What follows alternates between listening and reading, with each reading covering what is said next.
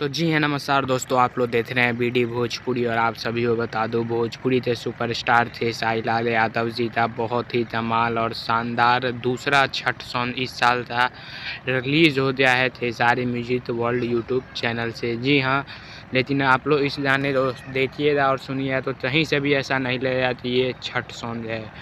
तो आप लोग जाते इस गाने को सुन सकते हैं। मुझे उतना तो खास ये गाना लगा नहीं, लेकिन आप लोग जाइए देखिए जाने तो, और अगर अच्छा लगे तो बार बार देखिए, नहीं अच्छा लगता तो आप लोग इस गाने को देखकर छोड़ दीजिए, क्योंकि आपके चॉइस पर अलग अलग सॉन्ग होते हैं, हर किसी का अपना अलग टेस्ट होता है। तो जाइए देखिए। पौड़ी था पिया और जाने में नीलम जीडी नज़र आ रही हैं थे साहिल यादव जी के साथ में। Khesari music world YouTube channel से गाना रिलीज़ हुआ है, कल ही रिलीज़ हो गया था। तो आप लोग जाएं देखे जाने तो ढेर सारा प्यार आशीर्वाद दे। तब तक के लिए जय हिंद, जय भोजपुरी। और आप लोग सुनते ज़रूर बताइए कि आपको ये छठ गाना